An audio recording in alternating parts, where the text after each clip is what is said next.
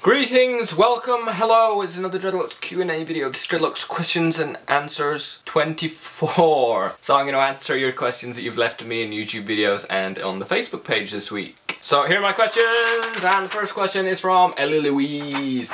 Question: I used Twist and Rip to dread my hair a few months ago, but felt pressured by friends and family to take them out. Sad face. I haven't used conditioner since then and only wash my hair with a bicarbonate of soda concoction. My hair tends to naturally clump together as it is fairly curly. If I palm all these clumps, will they eventually turn into dreads? Smiley face. To answer that question, probably yes. I say probably because I can't really see into the future, but if you are not conditioning your hair and you're not brushing the hair, eventually that hair should turn into natural, neglect, freeform, whatever name you want to use, dreadlocks.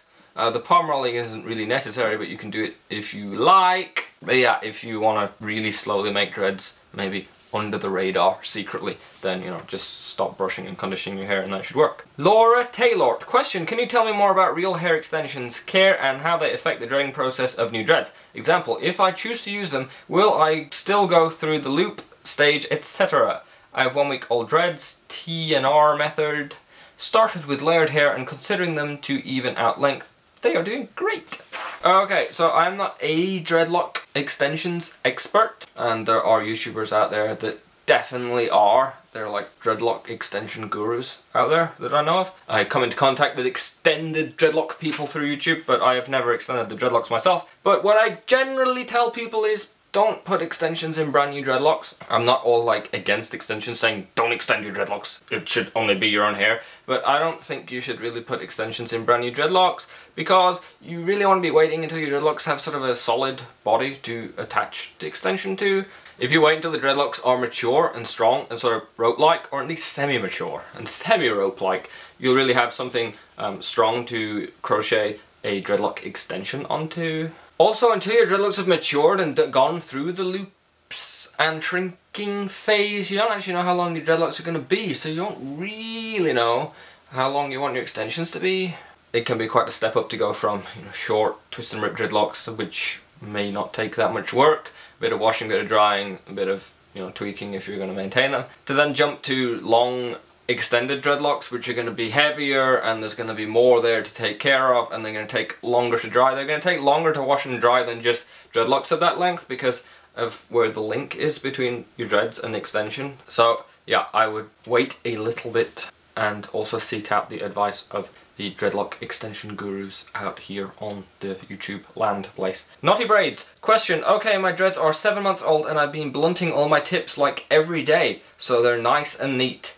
But I decided to go all natural and stop all that nonsense, so will it look different than neglect dreads from the start? Or, yeah, if you've ever crocheted your dreadlocks, you can't undo crocheting. So crocheting is a look that a lot of people really want, and the only way to get your dreadlocks to look crocheted is to crochet your dreads, and that's perfectly fine if that's what you're looking for and you know the pros and cons of crocheting your hair. But you can't really undo it. So dreads that have that crocheted look can't go from that back. It'll help if you stop working on them, so you can turn your blunted tips wispy and stuff, but the body of the dread is always gonna look different to if you'd never crocheted them. It's never gonna look exactly the same as if you'd never done it, or if you'd gone neglect from the start and never sectioned and stuff. Rodri Rastas. Question: I've heard that baking soda is bad for your hair if you use it too much. How often do you recommend doing a deep clean? I do deep clean once every 2 weeks. Do you think I should cut down on the number of washes? Right, there's kind of a lot going on in that question, so I'll answer it in bits. I've heard that baking soda is bad for your hair if you use it too much. I haven't heard that, but I'm sure if I looked up is baking soda bad for your hair, I'd find somebody saying it is. I just know that there are people out there who I've come into contact with who have dreadlocks a lot older than mine, who exclusively wash their hair with baking soda for every single wash because, you know, it's a cheap, viable way to wash your hair. And, you know, if their dreads are still doing okay, then I would fully trust to use it on my own hair. Next part of your question: how often do you recommend doing a deep clean? And then you go on to say you do it every 2 weeks. I would not recommend doing every 2 weeks. I don't know how old your dreads are, but I wouldn't deep clean my hair every 2 weeks. And I definitely wouldn't recommend doing it every 2 weeks for young hair, but it depends how you define deep clean. If you're just soaking your hair in a bowl full of water and bicarbonate of soda, it's not such a big deal. But if you're going the whole hog and then soaking with apple cider vinegar and rinsing with apple cider vinegar, that's probably not such a good idea, especially for young dreads, because apple cider vinegar will condition and soften the hair, and that's not really making it all that dread friendly. So it's fine to use it every now and again on your dreads to soften the dreads, but you know, if you're gonna do it really often, it's not really a good idea.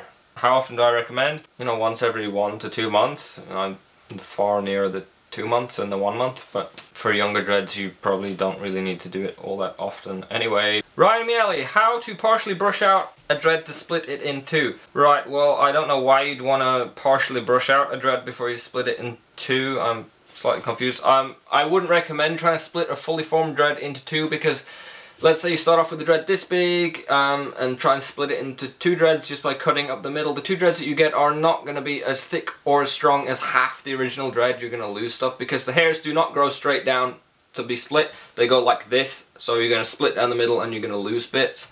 So for one, I wouldn't recommend doing it. If you were going to split a dread in 2, then I wouldn't partially brush it out. I would brush the whole thing out and start it again as 2 dreads, and then you'll have 2 properly formed strong dreads. And to do that, I would soak the dread in hot water, really hot water, and then really saturate it with conditioner, and then pick it out like with a knitting needle or a sewing needle or a crochet hook, and use it like a 1-tooth comb, and very slowly and carefully brush it out, and then you'll end up with just the hair, and that's how you get dreadlocks out without losing the hair. And then I would re-dread that into 2, but you're gonna have to wait a bit because at the start it's going to be super conditioned and not really dread friendly. Those are my dreadlock questions for this week. If you would like me to answer one of your dreadlock questions, then post it down in the comment section of this video, or preferably the latest Dreadlocks Q&A video. Write question at the start of your comment, or if you're on the Facebook group, every week I post a status to which you can post up a question, and it will possibly be my 5th question of the Q&A, and that is www.facebook.com/lazydreads. All my stuff is on lazydreads.com. You can find all the previous Q&A videos there along with the questions. If you like this video, click the thumbs up. If you'd like to see more from me, press the subscribe button. Thank you for watching. Farewell!